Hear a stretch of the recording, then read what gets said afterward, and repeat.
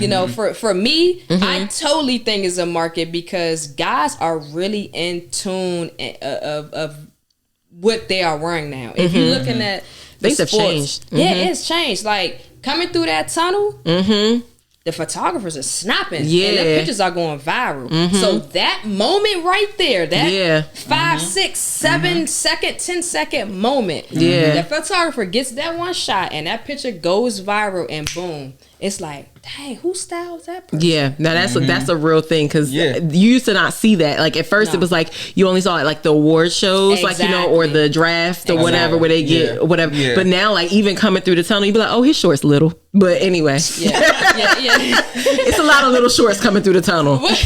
That's all I'm gonna say. It's a lot of little shorts. No, that's the style. That's the style. Caitlin, tell me what it means when someone says they want multiple streams of income. Tell the people. Why do the people need multiple streams of income? COVID says it all. What's the difference between having an LLC for your business and being trademarked? For me, I'm trying to get multiple streams of income because I'm trying to retire early. 62, can't do it.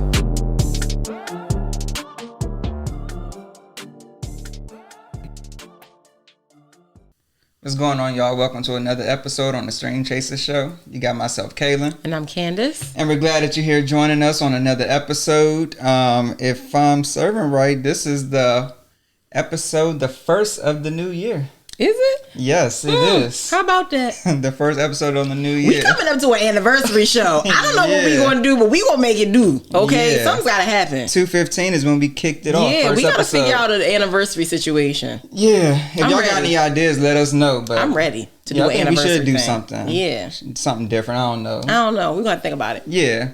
But again, welcome. We thank y'all for joining us on another episode. You know how we always kick things off. We got to tag up with each other. So, Candice, what's been going on with you? Listen, so my husband and I, if this is in the new year, have gone to Vegas. I needed that vacation. I needed in this moment. So I'm excited about that. I'm excited about continuing to grow streams. I don't know if I told y'all, I passed the test at my job. So y'all know I changed jobs, right? And so when you change job, so I'm been a contracting officer in my life, right? Changing agencies or changing companies does not necessarily mean that the warrant goes with you. So the warrant, just so you know, is like what the job bestows upon you that says we trust you to do business on our behalf, right? So it doesn't always change with you because different regulations, different place. They want to make sure you know the things. When you get a new job in the federal government, usually the job PD states you have 24 months to get your certifications together. So that's 2 years. Like the second day I was on the job, the lady who hired me was like, yes, I'm retiring at the end of the year. So she wanted me to make sure that I had all my certs before she retired. So that's 4 months. That's rapid time to learn new regulations. Yeah. And she was not playing. Like she scheduled all my tests and all the things. And I was like, Jesus, I didn't know if I was gonna make it. So I'm a good test taker generally. So the first test is a written test. So I made it past that, like not without scars, but I made it. Yeah. Then she turned around and was like, okay, so I'm going to give you guys the warrant. I'm going to give you the warrant board. So the board is like, it's almost like an interview where they ask you some questions and give you time to think about it, expound on it, all the things. Now, I've never taken a board before because at my previous job, I didn't have to. Right. So I didn't even know what was expected of me. They gave me materials like, oh, you should study this because this is how you make it pass.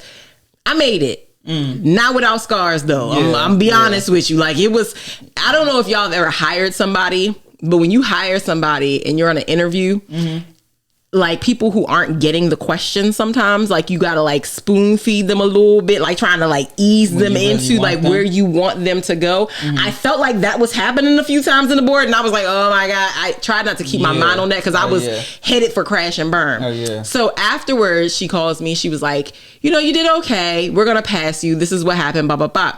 I later learned though that people take 4-month classes before they take their boards. And you ain't had no. I didn't have a singular class. I had 12 pages of Word documents like study this. And one of the things that I learned is that one of the things that they wanted me to do was I was speaking to them as if they were knowledgeable in the profession. So they asked me a question, what kind of contract would you use here?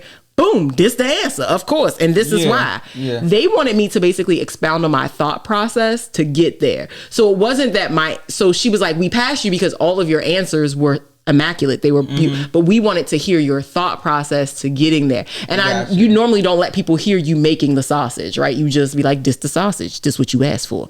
So anyway, that process is over.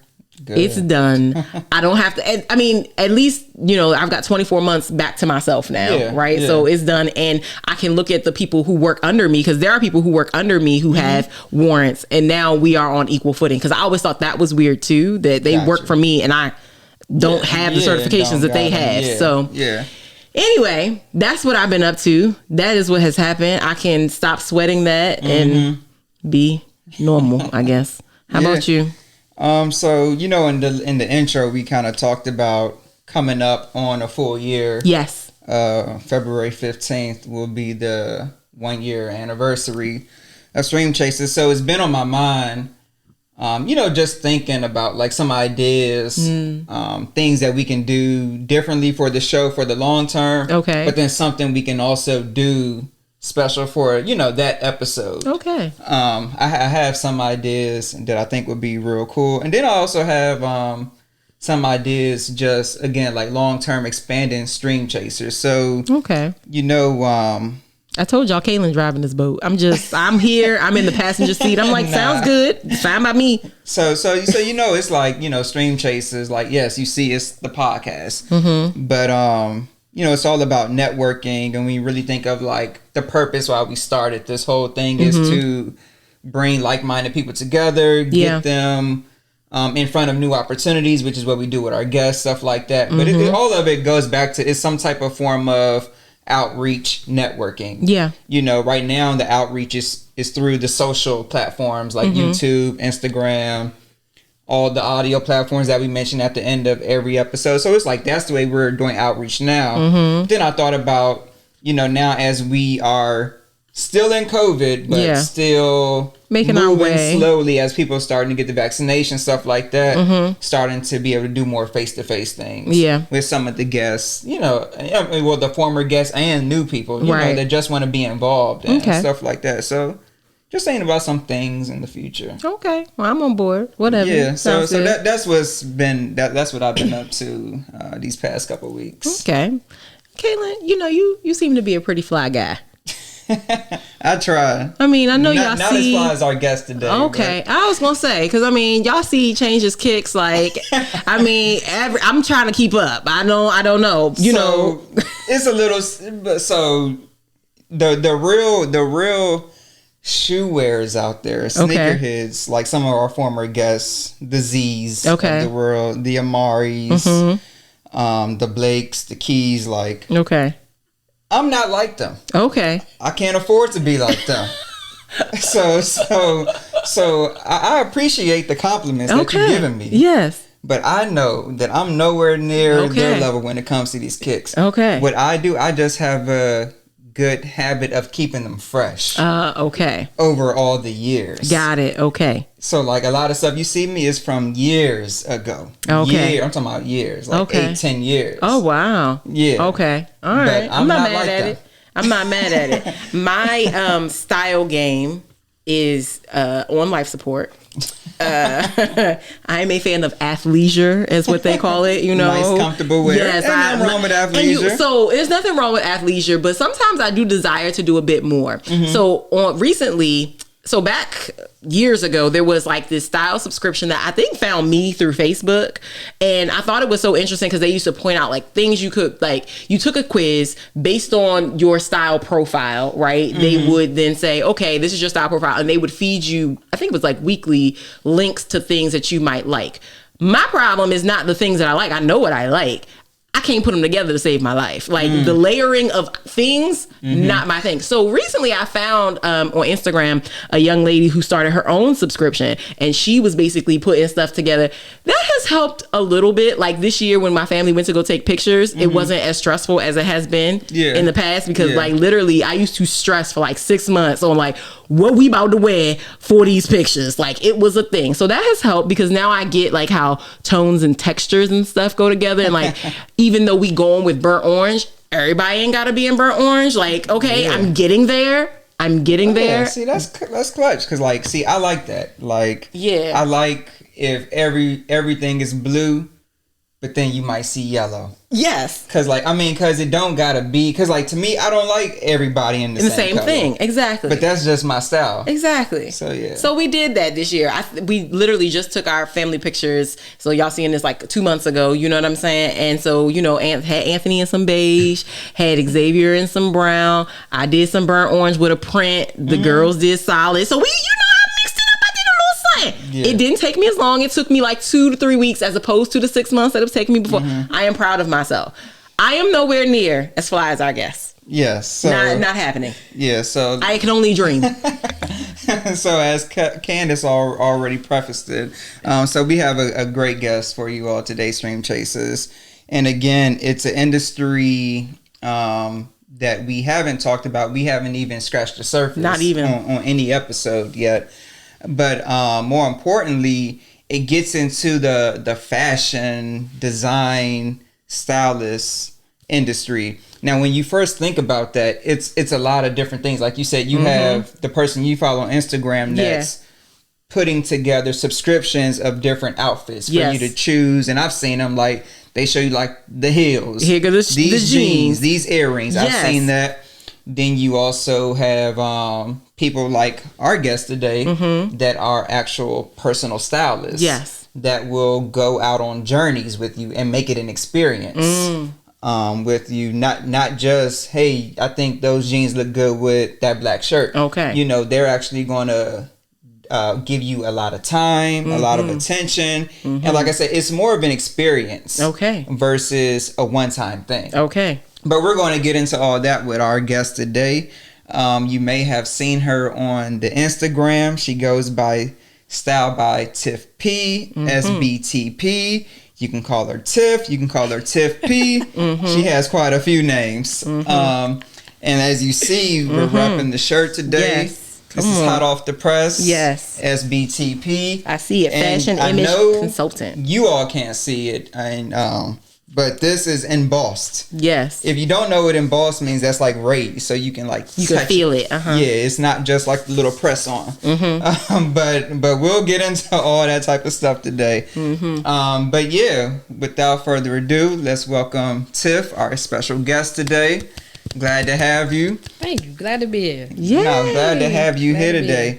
And before we really get into all like, you know, the business of Style by Tiff P and all that type of stuff, just let the listeners know a little bit about your past and how you even came to want to be in business. Absolutely. First off, thanks Stream Chasers for having me. I appreciate that.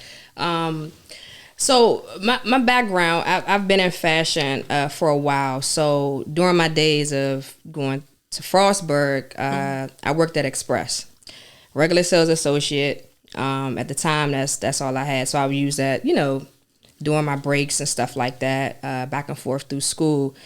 So when I graduated from Frostburg during that time, like I didn't have no job set up for me at all. Even I did an internship within my major, a couple of them, but I couldn't get a job. So my supervisor at the time was like, hey, how about keys to the store? And I'm like, huh? Like, nah. I was running the Express store in Pentagon City, and at the time it was like a $3.5 million store. So I was like, I have no management skills. I know nothing. Yeah. So she was like, no, go ahead. Come on. We're going to put you through a program. So I was like, look, this is all I got. So I made sure, because I knew at that time, before Obama switched the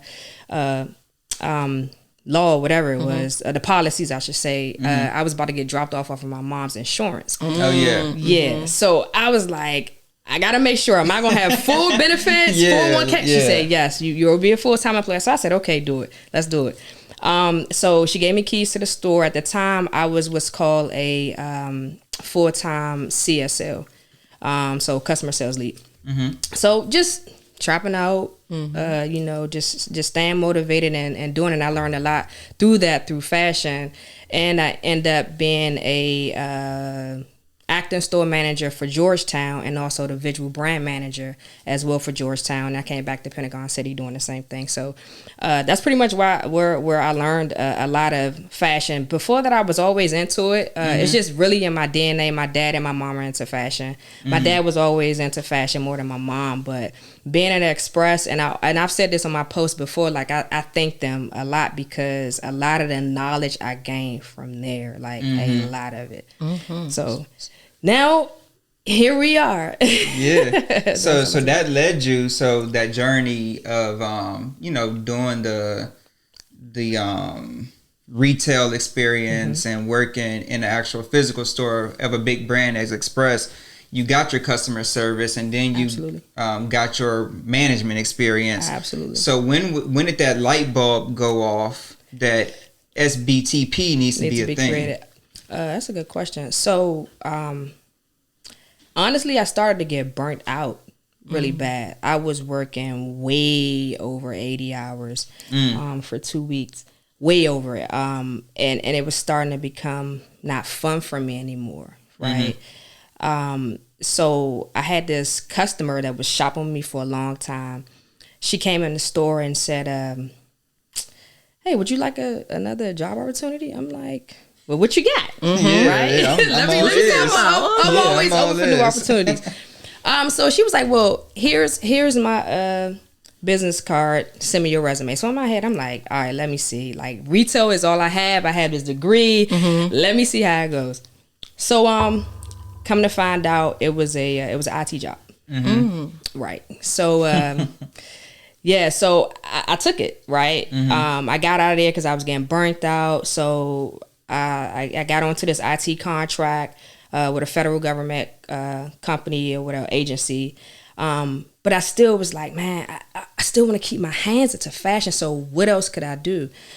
So literally, I started dressing up and taking pictures and posting it on Instagram. I was like, man, what is my name going to be? Like, let me think. So after a while, I was like, let me just start hashtagging Style by Tiff P. And I just kept doing it. So I had DJ Schemes. If you are familiar with him, he's a celebrity DJ. He's on 93.9 as well. He asked me one day, was like, hey, man, I need a photo shoot. I want to do it for promo. And I just want to do it because my birthday is coming up. I was like, cool, no problem. For free. I didn't charge anything. Yeah. I'm like, man, you got a huge following. Like, I can really, try to build my brand up. So yeah, we did that. It went amazing, and I was just kept posting, kept doing the same thing, and then one thing led to another. I had somebody hit me up, was like, "Hey, can you do my wedding?" Which that was never in the plan. Never in the plan for Style. Because that's somebody's wedding. That's interesting. That was never in the plan for Style by Tiff P. Never. I always knew I wanted to do men, focusing on them. Because during the time of me working at Express, I noticed a lot of male clients would come in, and it would be stuff so simple, just like they don't know how to tie a tie, or they just don't know what patterns go with what, and stuff like that. And I just felt like it's a need there, and I just really I love focusing on guys though. Honestly, I do. So yeah. An image consultant for your wedding. Interesting. Yeah. Cause like I told my husband what he was wearing. There was no questions. It was like, you're wearing all black. He was like, all black, all black. Like no questions asked. But that's interesting. I like it. Yeah. So that's pretty cool. So you took some of the exposure from DJ Schemes, which was, so that was your very first. DJ Schemes was probably like my very first client that kind of helped me get started. And you know what? Now I think about it, I don't even know if he know that. You know, we still keep in touch with each other still to this day. I styled him for his birthday this year, but I don't even think he knows that. Like he actually really helped me get that. He gave me that opportunity. Took a chance on me because I wasn't getting no clients. Like, did he know you from somewhere? Absolutely, yeah. So DJ Schemes and I met in Frostburg when I was there. Yeah, he was going to West Virginia University. So he would come to the parties and stuff like that. And another young lady introduced us. Okay. And we just built a relationship, and it went from there. Got it. Yeah. Understood. Yeah. Yeah. Relationships are key. Listen, you better network out here. Facts. Yeah. Absolutely. So when you were on the IT job, and then like you said, or like there was that thing that was missing, that passion, because just to give some relevance to your story, what did you go to school for? So I have a degree, and I have a Bachelor of Science degree in mass communication with a minor in public relations. So at first, and it wasn't, honestly, that's a really good question. I see what you did there. It's a good question. The light bulb went off recently because I was like, man, I'm paying back on these student loans, but I feel like I'm not using my degree. And I thought, I was like, you are really. Like the public relations, is I'm using that, the communication piece. I'm using that day to day on my Instagram. Public relations is all about, your branding as well. You know what I mean? How people look at you, how you are perceived. You know what I mean? So yeah, I have a degree in that. So I am using it. You're definitely using it. But like it just goes, like I said, when you took that IT job, because the lady offered it to you, and again, I had no experience. It's a change, but it's something that's totally left field. That's leaving you with a gap in your passion, or in your everyday life, something that you're missing. Right. So that's important to let the people know just about that. Yeah, absolutely. And I'm big on, and I tell people that you got to do what's going to make you happy. You have to do what you're passionate about. Like when I'm with my clients, I don't think about nothing. Like I can just do it forever. I don't care how much time escapes. Sometimes I'm with a client, I forget to eat. You know what I mean? And it's just because I'm just so engrossed in what I'm doing, and I'm enjoying what I'm doing, and they're getting the satisfaction from it, and it just makes me happy. Like I don't care how many hours, how much back and forth time. I love it. Definitely doing something you're passionate about. It means a lot. Gotcha. So all right. So again, just trying to set the stage for everybody. Yeah. So you had your client DJ Schemes, the first one, and then you put that out on Instagram, or was Instagram around then? Yeah. Okay, yep, okay. So you put that out on Instagram. I ain't that old, man. Now, I'm just saying.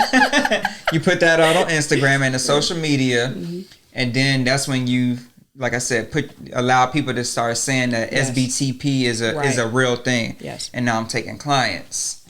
And then immediately, did you see the growth that you expected from that? So it started gradually. I think after I did one person's wedding, I think I might have had another, like 1 or 2 clients after that. Something was like, you need to go get LLC. You said your LLC? Yeah, you need to go get that. And with that, I had no idea about. That was a whole different other avenue. That's business stuff. Yeah, I had no idea about that. So this particular individual, I had reached out to and asked him some information on it, but it was like they kind of gave it to me, but they didn't. So I said, you know what? The internet, Google is a beast. I just started Googling. I took off work one day and I went to Baltimore and I set up there. I think it was like an hour or two, filled out all this paperwork, kept asking these people questions, didn't understand anything, and I expedited. I told them I wanted to expedite it. Yeah. So I went in. They, did everything.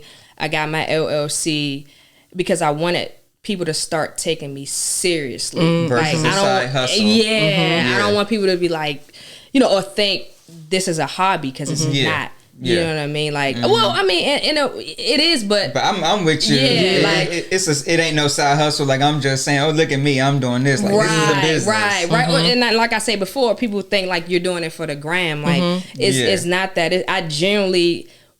I'm genuinely setting up Style by Tiff P so I can bring people along and they can eat off of this. Like, that's what I'm doing. But you got to be legit on paper. Yeah. Right. Yeah. You have to be. And I wanted clients to understand why they're paying the fees that I'm requesting. And we're going to get there. We're going to talk about those fees. Yeah.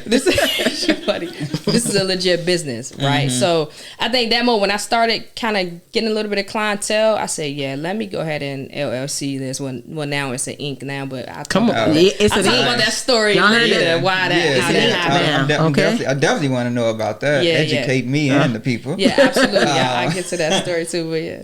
So when you had your first client, you know what I'm saying, or going back to DJ Schemes, and then your marketing, like you said, you had like a wedding client, and then you had, you know, one here, one there. Right. Was there a point in it that you felt like this might not be for you, or was there any self-doubt early in the beginning? I go through that now. Really? No lie. Self-doubt on you, like your skills, the business, or like what you mean? Everything. I get in my head a lot. You know, it's funny because I would say this year probably has been my best year for the company. Okay, for sure. And I even still feel like I don't know. I don't know, and I think I'm feeling that way because I know where I want to go, and I feel like it's going to take me so long to get there. And it's like, I just want to do this full time. Like, this is what I want to do full time, you know? And then I'm like, what the heck? Well, I want to do this full time. So like, what other stream of income can I get to the company that's going to help me get there to be able to eat and live off of this full time? You know? So yeah, that self-doubt is there. It's self-doubt all the time, but I try to keep people around me, you know, i.e. yourself, i.e., you know, Mo, you know, just keep certain core friends around me to just say, hey, look, you there, you got it. You know, I have a couple of my friends that's business owners, you know, and I talk to them about certain things and, you know, or seeing their success, you know, it helps, you know, it helps to keep me grounded. You know, my mom, what she tells me all the time when I get like that and I think about it, she always tell me when a baby is first born, the baby never comes out walking first. They always got to crawl. They got to crawl. So I always try to keep that mindset. So yeah, the doubt is there, but you know, when I do a project and see it, it's like, okay. Right, it gives you that reinforcement, like why you doing it. Yeah, absolutely. That's awesome. Now, let me ask you some questions. Okay, so now we done went to Baltimore. We done got the LLC, and we set up shop. Then what happens? Do we set up a website, or do clients book you through a website? Like, how do I get to be Styled by Tiff P? This is what I need to know. Yeah, so I mean, not me personally because I'm not a man, but you know. No. But listen, I can always do women too. Okay, for sure. All right. Hey, listen, you heard that here today. Okay, I can the do men it. is the target. Yeah, right? that's the target. When hubby come on, wifey like, hey, well, how you think this looks? Exactly, I got you. Okay, there we go. So honestly, to answer your question, everything has been a learning process. Okay, right. So I still to this day don't have a website. What is happening? But do you need one? I'm gonna get there. Okay. So we matter of fact, I think we had a text conversation about it, right? Yeah. And I said, you know what? I think I need a website. Where that idea came from, when I was in Houston a few months ago, Instagram crashed. I said, I need a website. Yes. I need a website because I'm sitting here relying on a free application. Yeah. You know, it clearly went down. Yeah. What if I had people DMing me, you know, or what have you? It's no communication there. Yeah. Okay. I got you. You know, so I said, I have to get a website started. So I don't have one, but that's now in the works of getting done because of that purpose, that reason. Yeah. As far as you said, like the after the LLC. Oh yeah, like how are people get in contact? Yes. Yeah. Okay. So currently, I have social media. Okay. So Facebook, Instagram. Okay. A lot of my clients come from Instagram. A lot of my clients come from word of mouth. I also have my email, which is also posted on my Instagram under the contact once they click the contact, they can email me or they can send me a DM. But a lot of my clients honestly come from my Instagram and just word of mouth. And that's one question I always ask my clients when I'm doing consultations. How did you hear about me? Okay. You know, and then they'll say, oh, I saw your post on Instagram, or my friend, or this, that, and the third. And I let Instagram run advertisements as well. Oh, okay. So you do use the Instagram ads? Absolutely. Okay. It works. I was about to say, do you find success with those? Yeah, it works. Okay. It works. I had this person I had this person send me a message. I don't even know, and I posted it to my story. I don't even know where they're from. They're not here in the DMV area. Mm-hmm. But the young lady sent me a message and was just, bigging me up, the content and all that. And she was saying, whenever I have a wedding or whatever, I'm definitely going to hit you up. I don't know where that's going to be, definitely going to hit you up. Mm-hmm. So, we were communicating back and forth, and then come to find out the young lady wants to get in fashion but doesn't know how. So I told her, we could set up a phone conversation. I help you along the way. Mm-hmm. Never met this person a day in my life. Don't even know this person, but I truly believe that the ads help. I do too. I was telling Kaylin a couple episodes ago. Yeah. I ran an Instagram ad just to see, I was like, it's not expensive to see what Twitter with the things, and there was definitely a growth in my follower count, in my engagement count after I ran the ad. Because it brings you, it shows you the analytics. Yeah. Like, it breaks it down, men, women, age groups, city, state. Yeah. Like, it breaks all of it. And I pay attention to that. Yeah. I truly do. Yeah.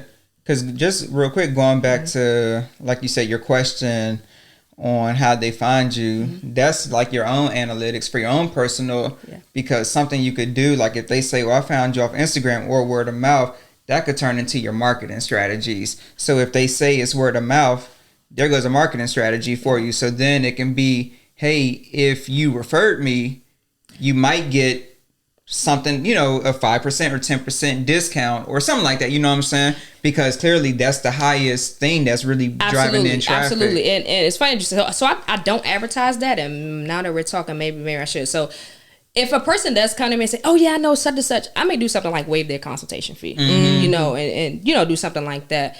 If they tell me, I know such and such or such and such. So, just to get the repeat business and just to show people that, okay, all right, you got a little gift here. Yeah. You know what I mean? So do you have like a schedule of fees? So like, are people booking you? I know that people are booking you for events, i.e. a wedding, so or a photo shoot. But are they? Because one thing personally, and I'm asking if you do this, because one thing for fashionably challenged people like myself that I've always been interested in, but never thought to do or never saw it advertised and made me move in the moment is like a whole closet situation. Like, I need somebody to come in here and figure out, well, we need to just like get rid of what I don't have, because like I've realized that I have a lot of like event clothes. I don't have like basic staples, which make it difficult to like just generally pull. Anyway, beyond clothes, what does your schedule of fees look like? Like, what do people come to you for?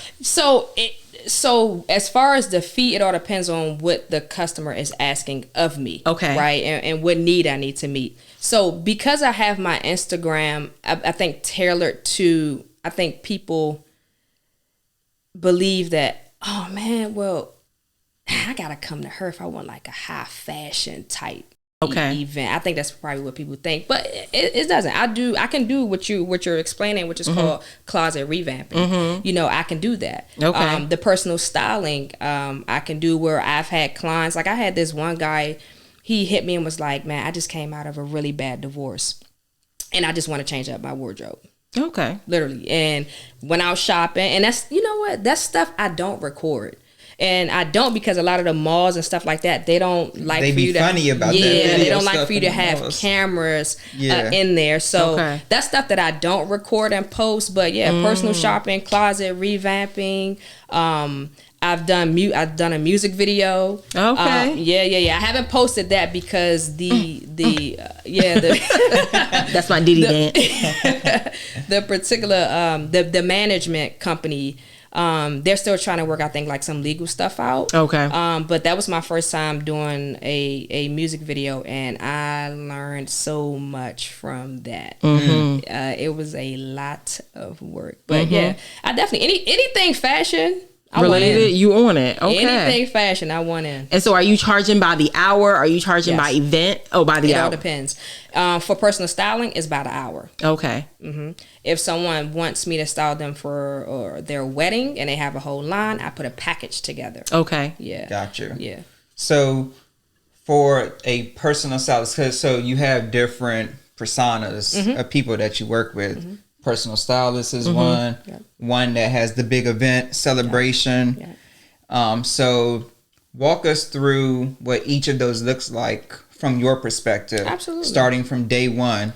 I reach out to you and then, just walk us through that journey. Sure. So I pretty much, my same process is similar across the board. So I set up consultations, right? If a person DM me, I don't get into communicating over Instagram into depth what I do. Okay. Right. So I force them to set up a consultation. Okay. Why? Because I want that face to face. Well, now with COVID, phone to phone or FaceTime to FaceTime, whatever works for them. I want that interaction. Right. I just always feel like me communicating via text, translations could get lost. Translations can get lost. You might not take me as being as serious, so I definitely set up consultations with all my clients. During that consultation, I'm asking them exactly what do they need. Some people may say, hey, I want to do personal styling. I had the company come to me and say, hey, I want you to be the lead wardrobe stylist for all of these artists for a music video. Hey, I want you to just style the groom for the wedding, or I want you to style the groom and the groomsmen for the wedding, that entire line. Yeah. So I get through all of that. If it's a wedding, I like to have a meeting with the husband and the wife to make sure we're on the same page. Right? Like Candice saying. Yeah. Because he might not want to wear all black and get with you and I don't care what she said. Exactly.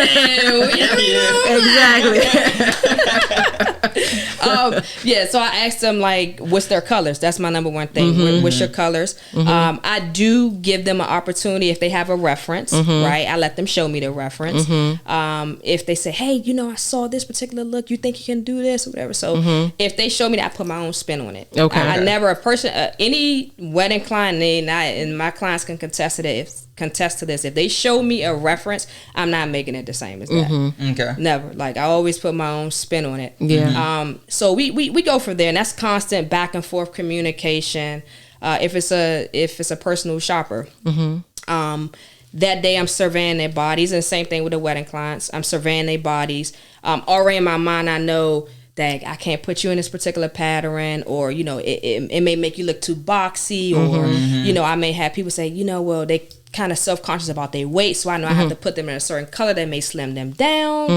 It's so all those things. Yeah, all those things is going through my mind. The client doesn't know, right? Yeah. But all that stuff is going through my mind. I may ask them if it's a personal shopper that wants to, or somebody that wants to get styled or switch up their wardrobe, I may ask them, hey, send me a couple of your favorite items that can kind of give me a flavor of how they are personality-wise dressing. Yeah. I may ask them, what's their Instagram? I do my homework. I scroll through their Instagram just to see their flavor. Matter of fact, I just did a wardrobe styling for this couple who will be getting married soon.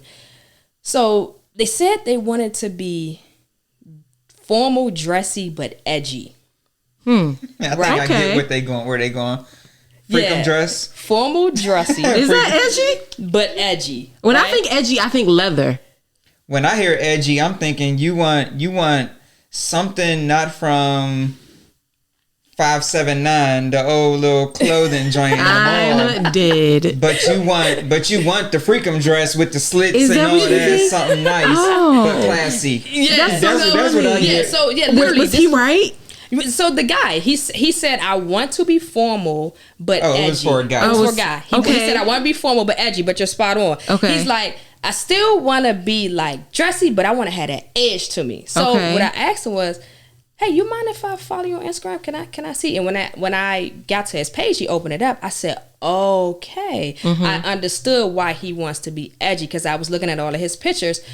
his style of fashion is kind of edgy and street. So I had to incorporate that into formal because of the look that they're trying to go for the particular shoot. Interesting. Yeah. You know what? I never thought about that. Like what you as an image consultant, like fashion terms. Yeah. You know what I mean? That you use. So edgy is a term that you can use, or, you know, classic or formal, or like, but what does that mean to the person who's saying it? Exactly. And so like, let me see what you're talking about. Let me see what you're talking Exactly. Because you know what, you know, something that always throws me off, and it throws me off. It just happened to me this week. We had a new hire at my job. And my supervisor was out, so they emailed me to say, what should he wear? And I was like, well, we don't really have no dress code for like his type of work. Yeah. So then they was like, so would you classify that as casual, business casual, dressed down? I'm like, just don't wear a t-shirt. You know, like I don't know, because my business casual is probably different, because some people say business casual is like you suited up to some people. Some people without a tie, right? Like sports blazer. Right. But to me, that's not me. You know I think that depends on the organization that you work at, like, and what their culture is. But yes, I agree. Yeah, but that's important to know all the different all the different terms. It's levels to it, you know. It's but that's one of the biggest things that people probably don't know that they get until they book me. It's the fashion education piece. You know, certain terms that I use in a customer. Well, what is that? And I'll break it down to them. You know, and I don't know what question they're gonna ask. I gotta know it. I can't be like, hold on, let me go Google. Like, well, what am I paying you for? Exactly. Yeah. So you got to be spot on. I mean, down to the lapels. You know. Yeah. Shawl lapel, peak lapel.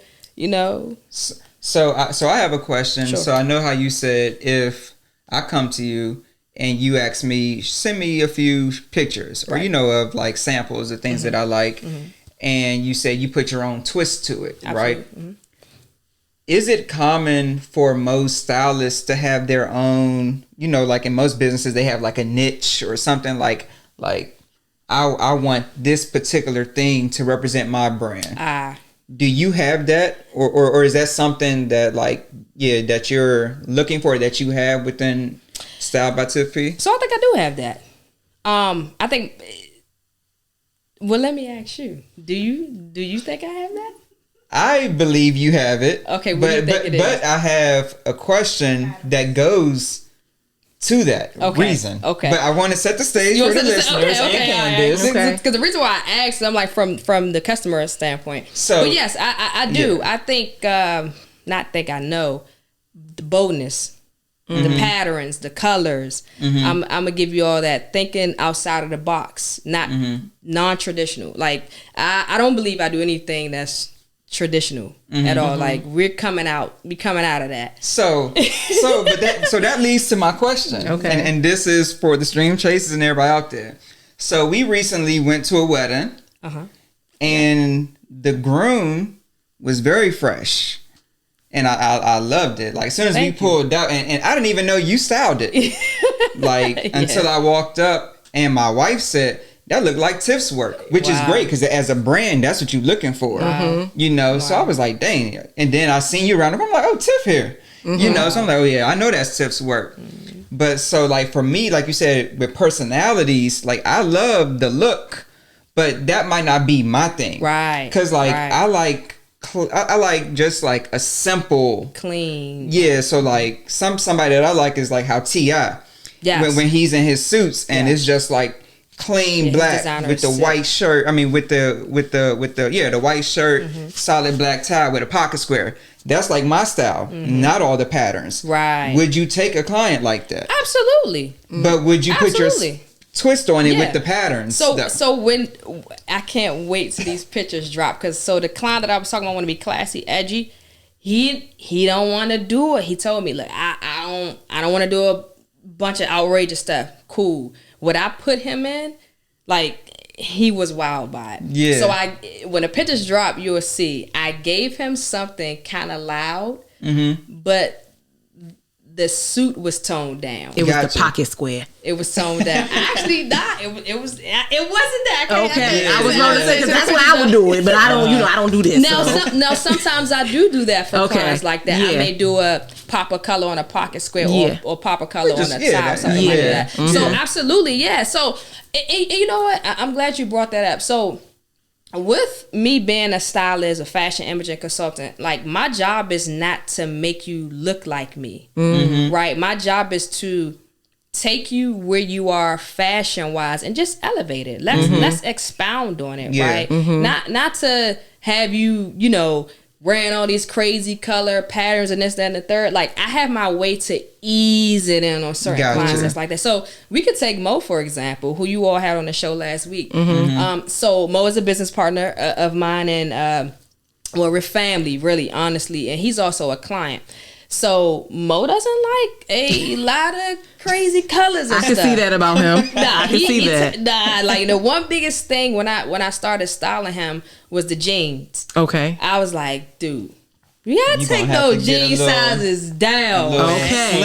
Because just something like that, right? Something like that. It's not that you can't wear the jeans, but let's find a different cut. Yeah. Right. Exactly. He's like, nah. I'm like, dude, you're in the gym, you work out constantly, you have a nice physique. Let's kind of show that a little bit. So getting him out of those baggier jeans and more of a slimmer type of jean, I had to ease him into it. And how did I do it? Start out with black jeans. That's how I did it first. You can wear black jeans with anything, right? So just that for example, to try to, you know, get the client into, you know, and I've had looks. We can take that the client for example, when we saw each other at the wedding. I came out with something. He's like, nah. I ain't feeling that. I ain't with it. And I tell my clients this all the time, like, you're not gonna hurt my feelings. That's good to know.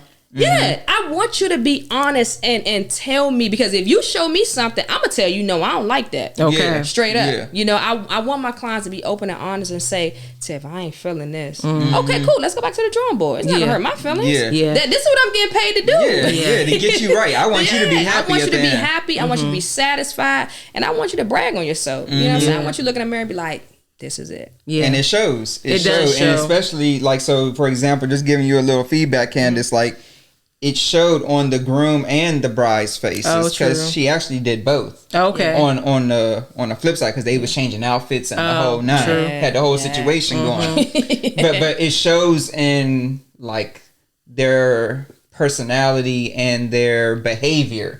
That they feeling this, you know, like. But whenever you get a good outfit, that's the part. I love that part. Whenever you get in a good outfit, you feel yourself like, look at me. When you get the fresh hair, exactly. You know when you look good. Yeah, you know when you look good. I love that part. When they look themselves in the mirror, you could just tell, like, that day, like the groom, he was in the mirror dancing, like, hey, like, look, you could just tell. But I always say that I'm a firm believer. If you look good, you feel even better. I say that all the time. I believe it. You know, it's funny that you say, like, I want you to give me your feedback, don't hurt my feelings, because myself, as a people pleaser, I think it's good to know, it's good for you to say that as from the seat that you're sitting in, because I think there are people out here who would shy away from giving you direct advice on what, you know, you put together for them, just because they don't want to hurt nobody's feelings. Because that's me generally 99% of my life. I'm like, ooh, I'm trying to figure out how not to hurt this person's feelings. You know what I'm saying? So it's good to know that is an expectation. Like, let's do this and it's okay. Yes, and I set that tone. That's one of the things I set the tone in a consultation. Okay. You know, we have that open dialogue. And I tell my clients, every last client, if you don't like something, tell me. Okay. Because the worst thing, like, my name is on this.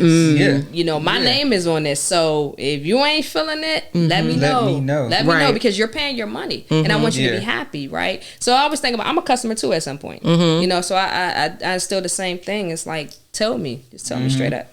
Gotcha. So, and correct me if I'm wrong, but Stanley On, is that how you pronounce it? Stanley On, yeah. Stanley On. That's my guy. So is that like a partnership, or is that like just like one of your preferred vendors that you would go to?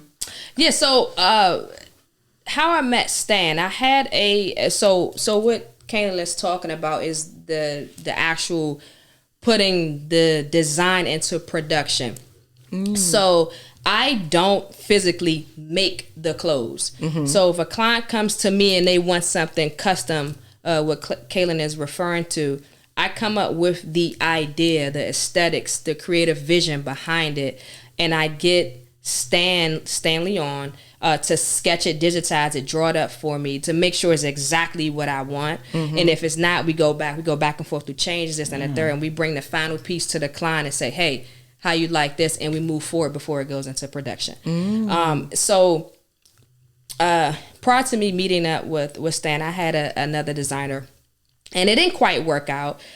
So I was on a hunt, looking for somebody else in this area, right? Looking for somebody else in this area that does exactly what I need for them to do, and that's different.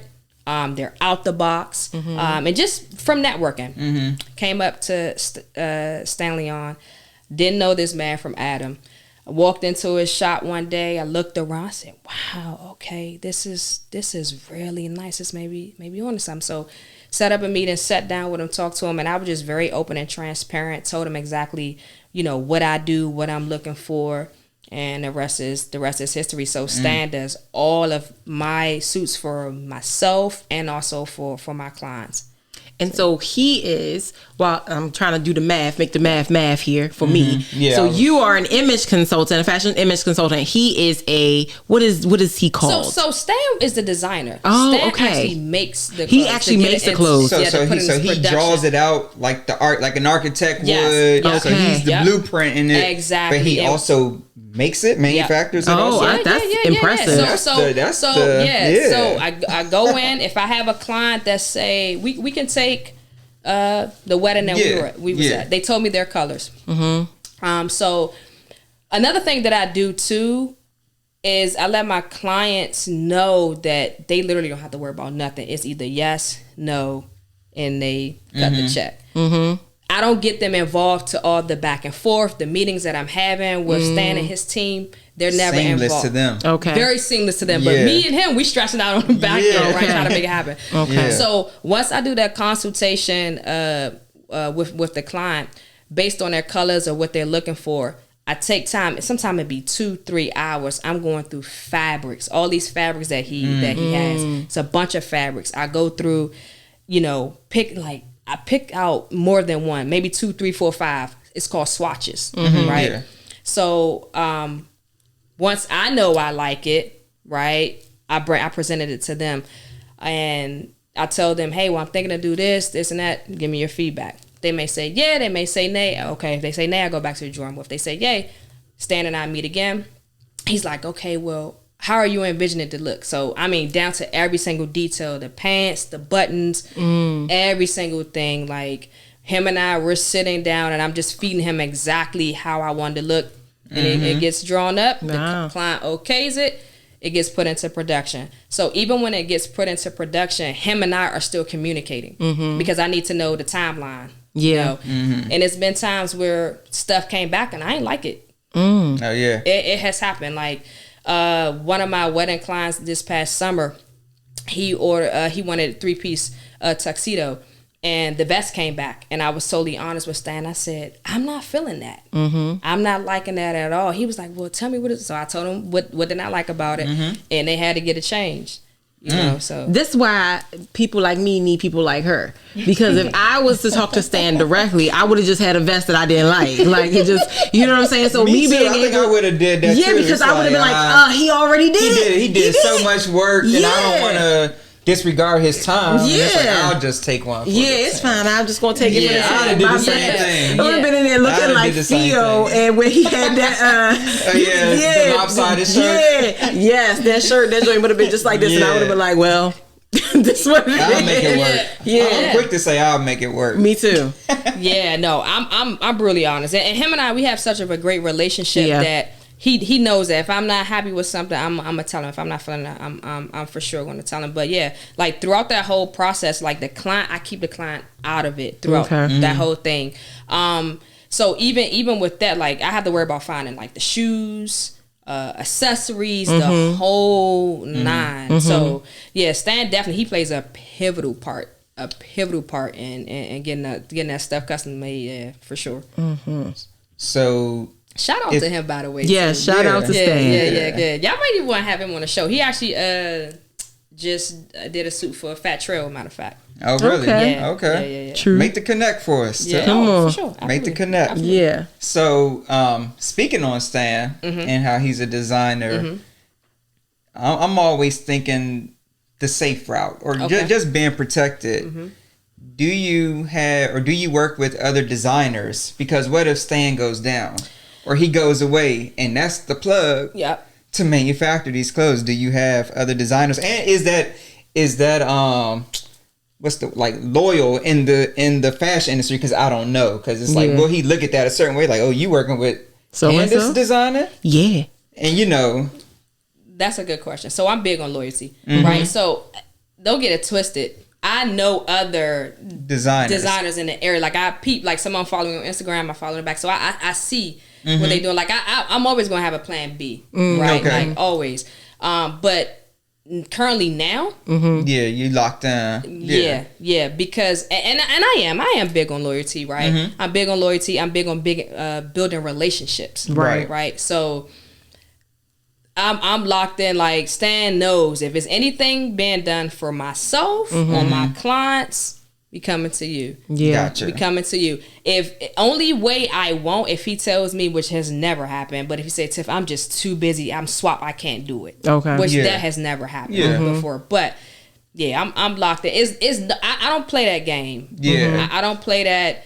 And then too, it's when I do that, I have to, and I know. Probably when I start getting more and more clientele, I probably am going to have a second designer, right? But building that relationships and getting to know people, you gotta build that stuff all over again. And every time you switch, you know what I mean? Because I'm sure you have a shorthand with Stan that you know what I'm saying, wouldn't come naturally with another designer. Like there are things you can just say to him and he know about you. He gets it. There's no explaining it. Like how I want it. Like back to the drawing board. Yeah, he was like, got it, not a problem. Yeah, he just gets it. Whereas with somebody else, you got to get into the minutia. Like, well, the pin tuck wasn't would quite. Be like, somebody knew it hit you. Probably be like, and you paying some more.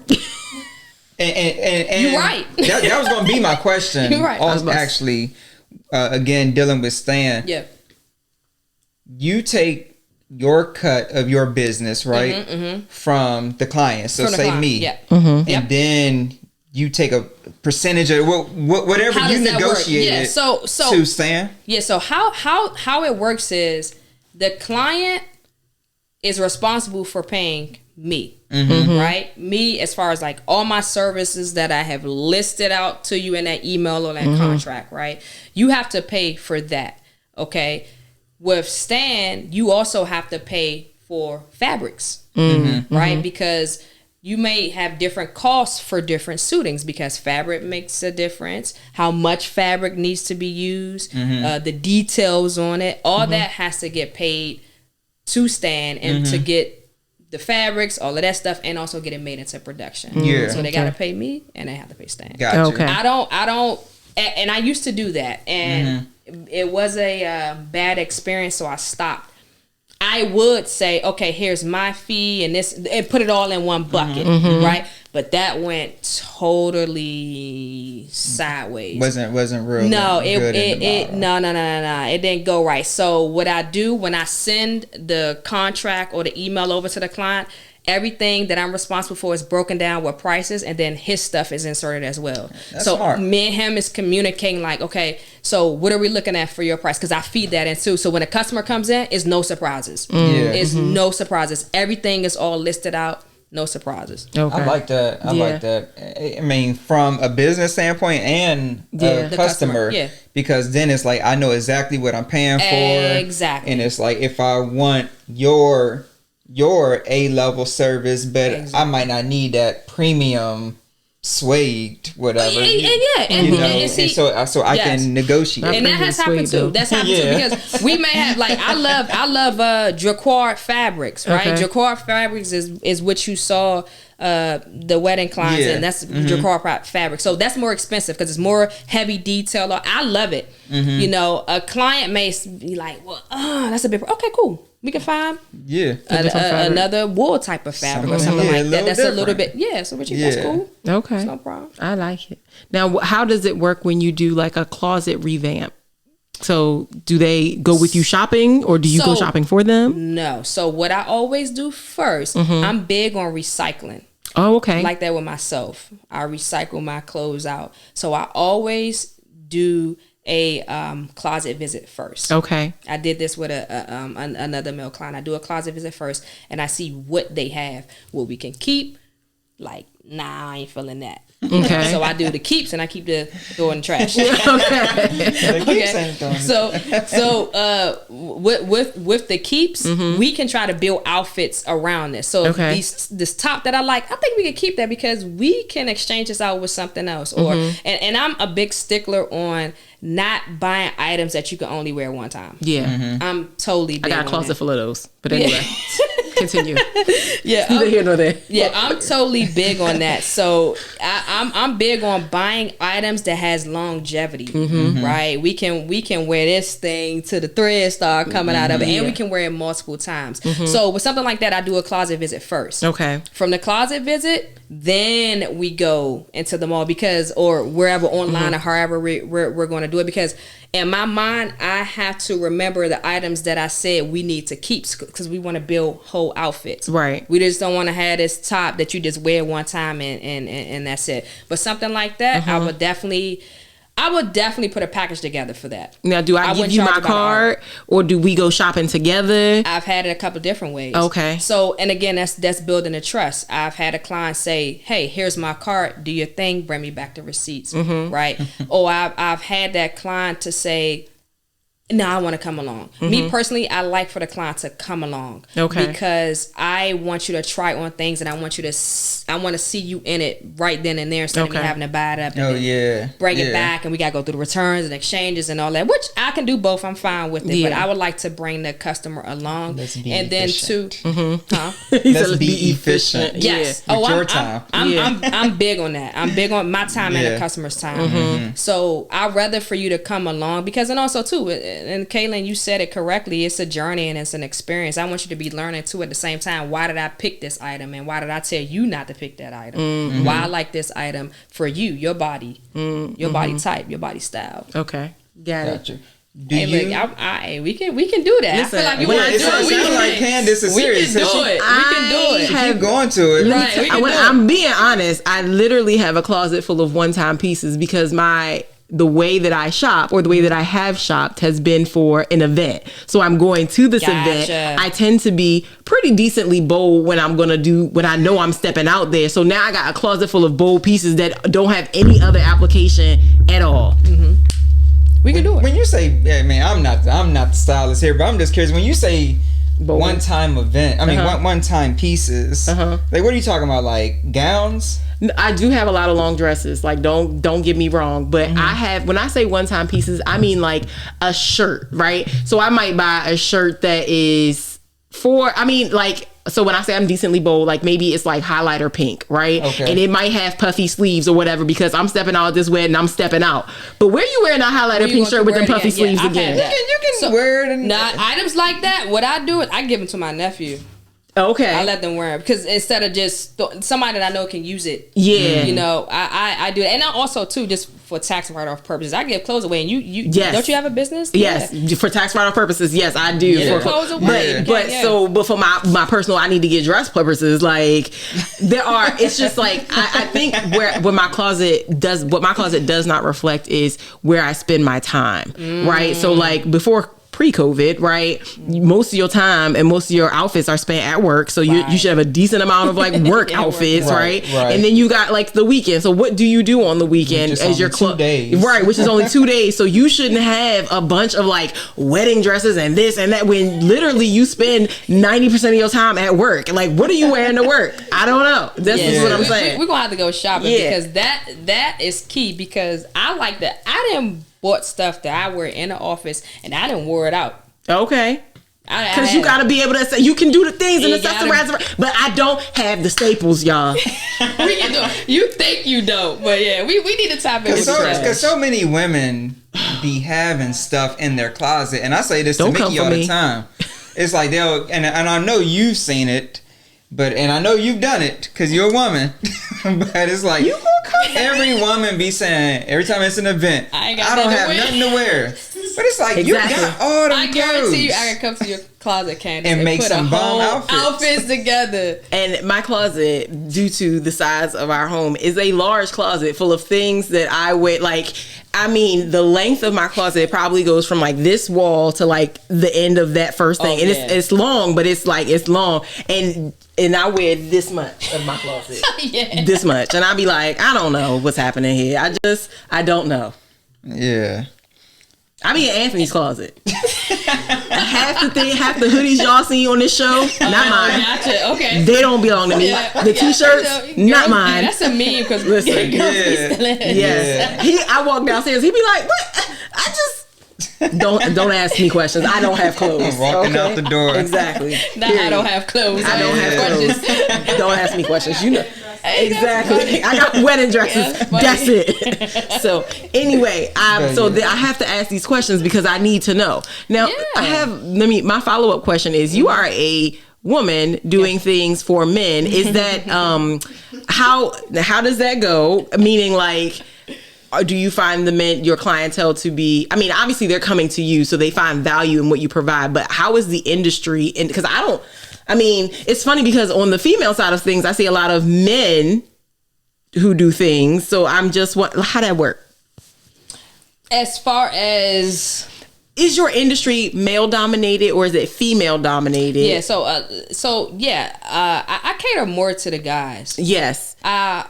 I like, not to say that I can do females too, but I cater more to the fellas. Yeah. I just be wanting to get out that mindset of wearing the same old.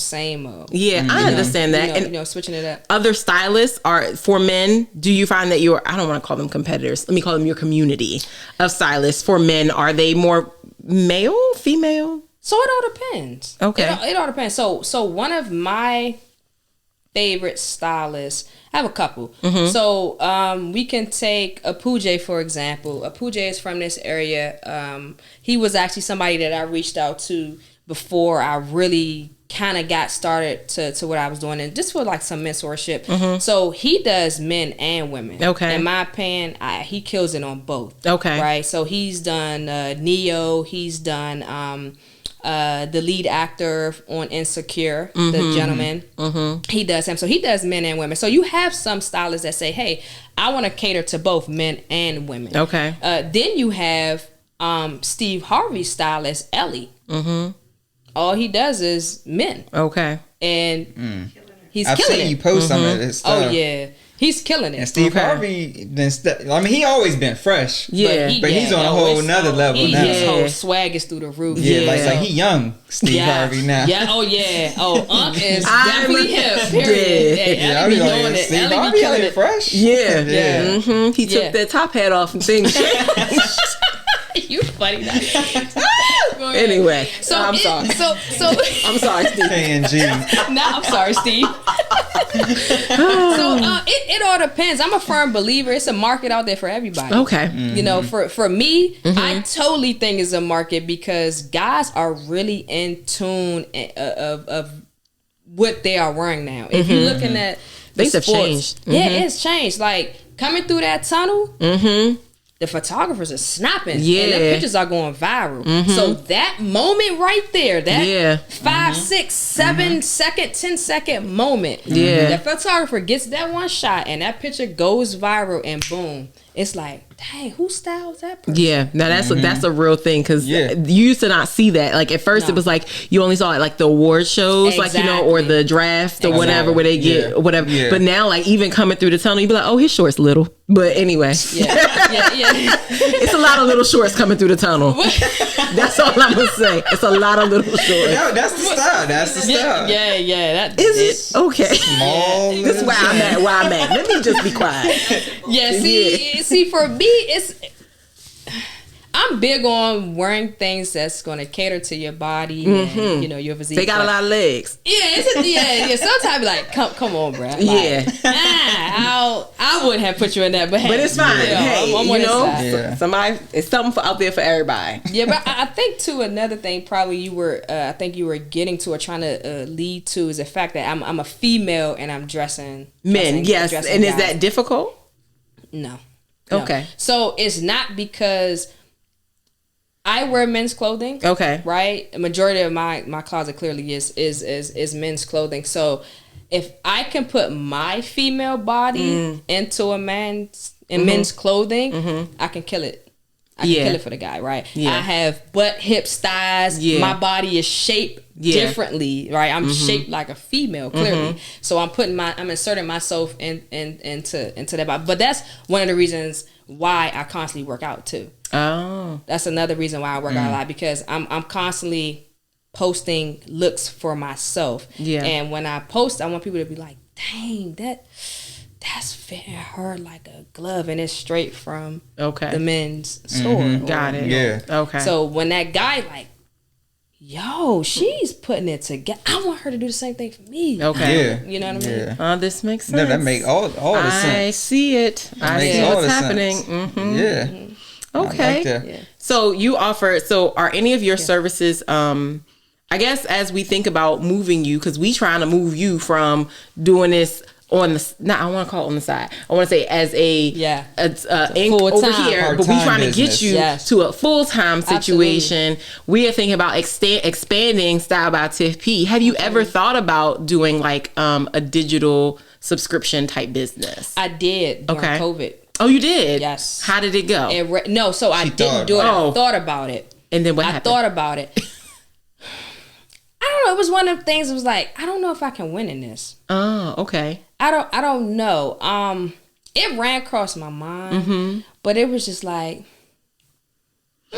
yeah. And I guess it didn't really get you. Yeah, didn't get you excited. Yeah, and it could be because I like to be so hands on so much. Yeah, I like to be so hands on so much. I like to have that client interaction. You know, and that possibly could be, but I don't really want to go that route. I don't really foresee the company going that route. Only because I like the experience. Yeah, and it sounds like an experience. Yeah, I like the full experience that I give to the client. But it definitely did come across my mind for COVID. Yeah, because when COVID hit, I was like, okay. Yeah. You know what I mean? And I actually had the opportunity to go to the NFL draft. And when COVID hit, and I just knew that was going to be my shot. Yeah. I just knew, like, I got the opportunity from Martin to go. I had styled him because he was going to be on a red carpet. So I had a suit made for him, styled up, everything.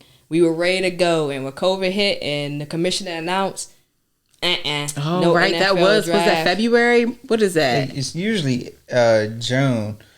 Oh, okay, so when is the NFL draft? No, it was May. Early. Yeah, it's earlier. The NBA draft used to be in June. Yeah, okay. It was earlier in the year. So it was right after COVID, like really kicked off. Yeah, it was when COVID. It was like when it kicked off. I'm about to say you're right, because it kicked off in like March. So like that was that. It was like so that and I was like, I got so depressed. I'm like, man, this supposed to be my shot. I'm supposed to be meeting this person and that person. Yeah. Nah, so when that hit, I'm at home like, yo, how am I gonna make money right now for my business? Like, and I ain't gonna lie, I was sitting. You know, it was I had clients that I knew I would be, maybe during their wedding. So like maybe I was doing consultations from them and stuff like that. But like, that digital thing ran across my mind. But I was like, this ain't really me. You don't get what you're not gonna get doing the digital thing is like like custom suits, custom fabrics, like all of that kind of like high quality attention and like attention to detail and like specifics. Like, but the one thing that I think for me, what I'm learning about what I'm learning through my current digital subscription, at least, is because I needed an education in things. It's like, what shirt do I continue to see over and over again? Oh, you know what? I just need a black long sleeve shirt with nothing on it because I don't own basics, so for me, it was an education. Yeah. So you should consider an education. Maybe I just need a fashion education course. But those are staples, like you said, because like then you can put the vest on a whole bunch of different vests. These are the things I don't own, Caitlin. That's why I say I have nothing to wear. So for the education piece, one of the things that's on my list to do and create is I always wanted to do a dress for success, but not call it a dress for success. Okay. So that idea came from when I used to be over talent and Express. So I had to do all the hiring, and interviewing for for the company or whatever. And people don't know what to wear. They came up to these interviews, and I'm just like, come on, you're on a job. I don't care if it's retail, but I don't care if it's McDonald's. Like you're on an interview. You should present yourself as such. It's a job. So that has always been in my mind, but I want to do it for high school kids. Oh yeah, it's a good idea. I don't really want to do it for adults. I want to do it for high school kids, and the whys behind that is a lot of kids when they're graduating from high school, some of them now they're not thinking about going to college. Going to work. They're going right into the workforce. Also, too, you do have to have interviews for certain scholarship programs. So that's something in my mind. But I would love to do it in PG County because that's the school system that I grew up in. But yeah, that fashion education piece, I do want to do it for that. You should do that. Yeah. And let me give you some classic hints from the school system. Please. They build their budgets for the year in January or February. So that's coming up. You should go see them in January or February about the following school year, because each school has discretionary income. That type of course is not something that they're going to buy like at the PG County level until like 10 schools do it, and then they buy it at the county level. Exactly, because you don't have nothing like that. Because you don't have nothing like that. But what they will do is buy it at the individual school level. Like a principal knows his community, knows his schools, knows what his students needs or her students need, and say, oh, you know what? This is something we could do as an after school Tuesday, Thursdays, or this is something we could do as a one-time event, or whatever the case may be. We will pay you to come here, and this is our discretionary funds. Like they have discretionary funds, but what happens is a lot of people think I'm gonna go in August when school starts. I'm gonna start, but by that time they've already built their budget. It's already accounted for. I appreciate that. Not a problem. I used to work for the school system. Things I know. Plugged it. Yeah, there you go. Yeah, that's always been on my mind to do. Yes. Absolutely.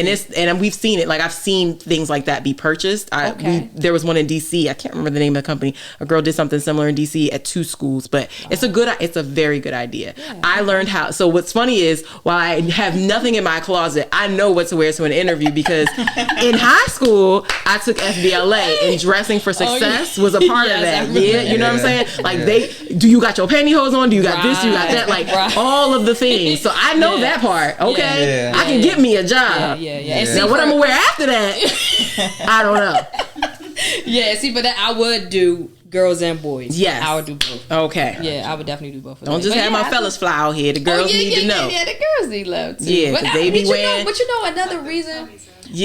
I just feel like females just. Not to say that the fellas don't, but I just feel like females they just know. Females spend a lot of time shopping. They do. It's therapeutic for them. Yeah. If they're depressed, if they're on a cycle, whatever, it makes them feel good, right? Guys not because it is some guys that's really into fashion. They love shopping, but majority, they're not really going to be like, yeah, man, she may be mad, I'm about to go out shopping. Exactly. It's not a thing. And to be honest, the options have just started to increase for men, even at the retail level. Like the regular retail, because before that it was all these options for women, and then men just be out here with the regular degulas, you know. I still feel like, because women, like you said, y'all got so many options. With the dudes, and so what with the dudes, it's like, if you know, most of the time it's like all designer or nothing. And don't give me on that topic. Yeah, and it's a lot of options, but it's a lot of high end designer options. Okay. Or even if you're basic, if you just want a Nike sweatsuit, that's gonna run you $200. Yeah, that fleece joint ain't no joke. Okay. So here's something my clients ask me, well, where do I shop? Okay. All right.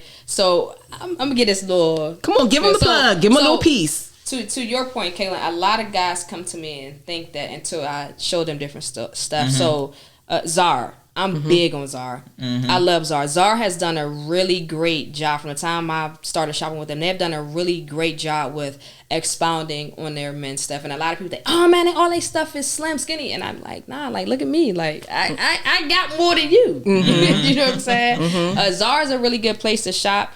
It's this spot based out of Tokyo, Japan.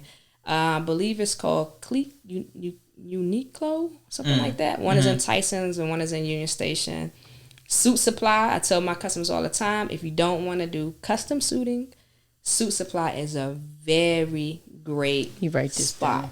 Very great spot. Anthony about to be fresh. Yeah, Don't worry about it. I love Suit Supply. So, and it's not all the time that I give my clients custom stuff. If we want to get what's called ready to wear, they have a lot of ready to wear options available for dressy, for ready to work, for just going out on the town. Suit Supply is a really great option as well. Gotcha. Yeah. See? And Express is always a good option too. People be forgetting about Express. Express be having the things. They do. Always, like all those Top type Man, of that's stores. another one. Top Man. I was about to say, isn't it called Top Shop for us? Yeah. Top Man is another one for guys. Anthony like Top Man. Yeah. So it's still some spots. Yeah. There you go. It's a spot or two. I would never like advertising that stuff because I feel like that's gonna put me out of business. So like you gotta come in so you can get this. Right. Yeah. But speaking just a little bit of that stuff, so hearing about the whole industry or like what you do in terms of like styling and everything, I think it's an interesting business because almost every business we talk about has some type of overhead. Oh yeah. But like with your business, I think it's clutch. Outside of your registration, when you register your company, I don't think is there any other business expenses. So for someone that's watching this and is like, well, I'm pretty fresh. I think I can go into styling. Not saying that they, not saying that they got everything right. But they might want to get into it. What other overhead expenses do they have to look for? So for me, I do have this is another thing I had to learn with, if you're going to get an LLC or Inc. or whatever, register your business. I didn't want mine pointed back to my home address. I didn't want to do that. And I'll get to the reason why I didn't want to do that. So you can't have a P.O. box. Right, you have to have a physical address. So I was like, "Dang, well, what am I gonna do?" So I had to do some more digging. I have a UPS box, right? That I pay like every 3 months or so when I pay a fee. So that's actually a physical address. So my address for my business is pointed back to where my business box is. So they receive all my packages. If I need to mail anything, I'll do, copies. They do all of that stuff. Right. So that's a portion that I do have to worry about paying for. I do pay for stuff for my clients as well that I didn't talk about earlier. So as a gift to the client, I'll pay for their accessories. So whether it's like a tie, whether it's pocket squares, whether it's a lapel pin, one of my clients that I did over the summer for their wedding, they wanted to do 2 looks, and instead of them getting 2 custom pair of pants made, I had them get 1 custom pair of pants made to match with their tuxedo jacket. The other pant was a ready to wear, and I bought that for them. Okay. Right? I took care of the alterations, all that good stuff. So that stuff I do pay for. Gotcha. Okay. So that's like your competitive advantage also, actually, because it's like you said, it's not truly like an overhead where it's a continuing cost, but that's just something that you choose to do. Yeah. But I think that's cool because it's not many businesses that exist that you don't have to. You don't have to come out with too much money in the front end, and you ain't got to come out no money really throughout the business because Candice is the one spending her money. Exactly. Yeah, and that's something I don't tell the client that I do that up front. Yeah. But it's just you find little places. Yeah, it's the reason why I do that is just to show their appreciation for buying into me. Yeah. You know what I mean? So they may say, well, how much I owe you? I'm like, no, it's okay. It's on me. It's cool. Don't worry about it. It's just an appreciation gift, really, honestly. But again, it gets written off. Yeah, right. Exactly. Under a supply. Exactly. And there's no like special licenses or anything that they need to have. Like again, looking at it from the person that wants to go into business as a stylist. Do you recommend classes or anything? So I'm glad you all brought that up. I'm not going to say no because there are fashion classes you can take. I see something that runs on my timeline all the time. It's this online course for me to take. I get certified and this, certified and that. It runs on my timeline all the time. So I'm not going to tell a person not to go to fashion school or art institute. They can. That just wasn't my route. You know, I learned a lot of what I know just being inside of retail, being hands on, and I've learned to just through Googling, watching fashion shows, watching my favorite designers as well.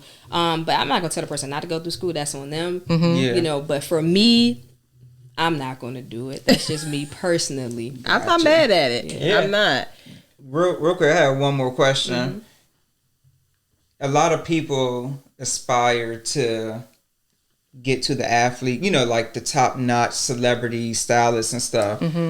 When you look at that, is the primary route, you think, just through connections, just having that connections, or is there like these networking events like for the fashion industry where it's like everybody's coming here, the who's who of the industry, and you start like getting into like some of these other circles of people that are already, you know, styling, like the Odell Beckhams out here and, you know, those type? I'm going to say both because I've been on both sides. Okay. So one of my clients that I did, Lou Young, he used to play with the Carolina Panthers. He's now like one of the biggest comedian sensations on Instagram now. So I got that connection through my mom's best friend. So my mom, my mom's best friend has a nonprofit organization, and my mom works for that nonprofit organization as well. And they were having an event. So he was going to be, at the time he was playing with the Carolina Panthers, and he was going to be the special guest. So I was like, Auntie, please let me get this opportunity. She said, okay, well, he's going to be when he was doing some camp in DC. She was like, he's going to be here this time. Get up, be there. So I get dressed up. I mean, it's so hot outside. Like, I got a full suit on. Right? I'm not lying. Showing the part. I mean, but you gotta dress the part. It's so hot outside, y'all. I might have waited 3 hours. Oh no, not in that full suit. To talk to this man for him to say, neck all sure, sweaty. Yeah, sure, you can style me, sure. Like literally, but because I wanted that opportunity so bad, I waited. You know, and I pretty much, he said it, like, I was like, well, I mean, we had a community center, we were in Hanover, so I was like, just come in my car. So I already had like, I had a keynote presentation in my iPad, like showing him like everything that I've done. He's like, oh yeah, let's do it. So we went out to the mall, I styled him for the event, boom, I got that contact. Now I've been on the flip side of that, I slid into Rodney McLeod's DM. How we build that relationship. He's local to the people if you don't know, and I think he has a store in Tyson's or Pentagon. Back a house in Pentagon City. Pentagon City. Okay. So Rodney McLeod, he's the star cornerback for Philadelphia Eagles. So yes, he's from this area as well. So this was a few years ago. I seen on Instagram he was doing some type of networking event here. So I just slid in his DM and was like, look, man, I told him about my business, what I do, whatever, da. So he's like, yeah, you definitely can come. I think it might have been an invite only thing if I'm not mistaken. So he said, yeah, you know, I'll make sure my people put you on the list, whatever. So I was like, all right, this is gonna be my opportunity. At the time, I was doing pocket squares. I don't know if you remember that. Yeah, I remember. Okay, I was making pocket squares at the time. So I say, all right. I got one, by the way. Oh, okay, all right, yeah. So I had like a little baggie, put the pocket squares in it, put my business card in it. So when I met him, it's like, you know, I gave that to him. He was like, I like that. So I didn't know him from Adam, but that's how we built that. And actually, I had the opportunity to design a suit for him, but the timing was off. So we didn't get a chance to get him measured up and all of that. But from both sides, I've had it both ways. So the building relationships, and then yes, going to networking events is major key. I've always said it. Like, I mean, I go out a lot. And everybody be like, oh, you always out. But when I'm out a lot of times, I'm networking. I'm telling people my business. It's a business. I'm talking about business too. Absolutely. Yeah, I'm talking about business. Drink a Patron. Give me a drink. Write that off. That's it. But Ellie, going back to Steve Harvey stylist, I just recently found out he is best friends with Lori Harvey, so that's how he got that job. Yeah, it's just connections. Yeah, you got to be connected. You got to. You can't be afraid. You got to promote you because ain't nobody going to promote you like you promote yourself. Nobody's going to promote you like you promote yourself, so you got to do it. Except for us in these t-shirts. Hey, facts. Yeah. Okay. Yeah. So what is up next for Style by Tiff P? So, or just Tiff P generally? Yeah. So, all right, company wise, I am looking to bring somebody along. I was going to ask that, but I was like, I don't want to make the show too long, but I was going to ask, when do you start bringing on interns to add you? So go ahead. I've done it. So when I did when I was a lead wardrobe stylist for the music video, I had somebody with me. Okay. And honestly, it didn't quite work out right. Okay. It didn't quite work out right. And I had a conversation with one of my business partners telling him about experience, and he was like, you can't think like that. Like, you don't want to have to physically be showing up to work all the time and getting paid. Mm-hmm. You need to position yourself where you're still getting paid, but you don't have to show up. Come on.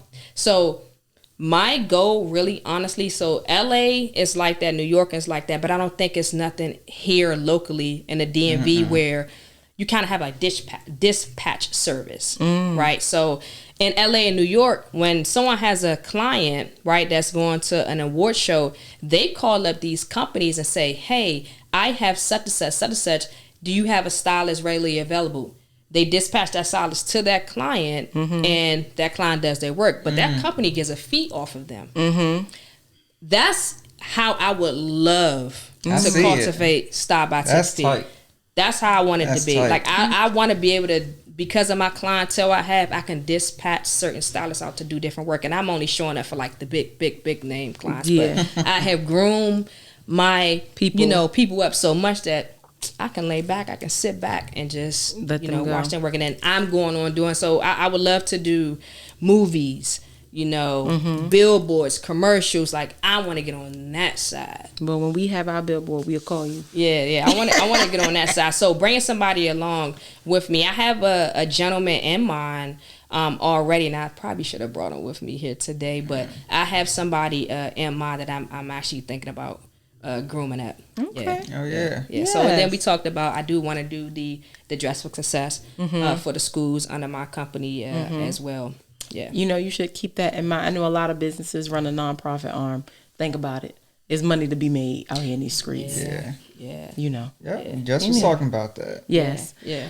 So, when the people are looking for Style by Tiff P, where do they find you on these internets? Absolutely. Facebook, definitely Style by Tiff P. Instagram, Style by Tiff P. Come on. stylebytiffp@gmail.com if you want to send me an email. Yeah. If you want to get Style by Tiff P. If you want to get Style by Tiff P. Come on. Okay. Whew, Stream Chasers. Let me tell y'all something. I done learned how much I don't have in my closet. It has been underscored in this here episode, okay? I'm going shopping. Maybe I shouldn't go shopping by myself. Maybe I should call Tiff P. That's I think what I'm gonna have to do, because I've learned that I cannot be trusted. Real quick, and we can do it on a budget. Oh, and on a budget. And we can do it on a budget. Real quick before we wrap, do you get questions from friends to say, Tiff, what you doing? Oh, nothing. Ride with me to Pentagon City, Tyson's Corner, and then they picking your brain, because you know how a lot of these consultants like don't pick my brain because that's work time. Yeah, trying to get you to style them all the time. And how do you deal with that? Because it's a friend. Because you ain't going. I have somebody now that's what text doing the same thing. It's sending you outfits like, what you think about this? Doing the same thing, and it's like I tell them straight up. Mm-hmm. I had the person that was doing it, I had to tell them, look, if you want to book a consultation, you can think about it. If you want to book a consultation, let's do it, because it's a business. It's my time. And I used to be like that. I've done a lot of free work. I'm sure. I've done a lot of free work, but now, nah. Yesterday's price is not today's price. Come on. We've been saying that since we bought a fat show. Yesterday's price. Nah, it's not today's price. Yeah, I don't know. I just see it as like a gray area. It could be, because it's like because it's like, hey, what you doing? Yeah, no nothing. Yeah, come ride with me real quick. Yeah. Well, and girlfriends generally, or even they DM, or the DM. I've had it all. I've had it all. But then I've had on the flip side of it for our mutual friend's wedding. Then cut the check Didn't matter. Yeah. Yeah. Just write the check. And I think, and girlfriends, as a matter of gray area, like I send my girlfriends like pictures from the dressing room, like, what you think about this? How this look? You know what I'm saying? And that's something that friends get into. But when it's your friend's business, it's like a little, Yeah. No. I may do a little, I like that. Nah, I think you should do that. But if you start, like I said, it happened recently. I was like, look, think about it. You already know what I offer. We can set up a consultation. Yeah, exactly. Okay. And then I didn't hear nothing else. So okay. You know how we just wanted to clarify for the folks. Yeah, I was curious. So, Stream Chasers, you can find us wearing these Style By Tiff.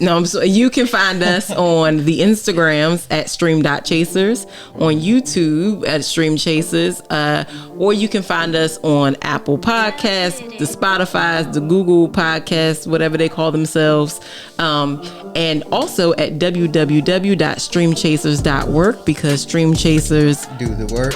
And with that, just got paid.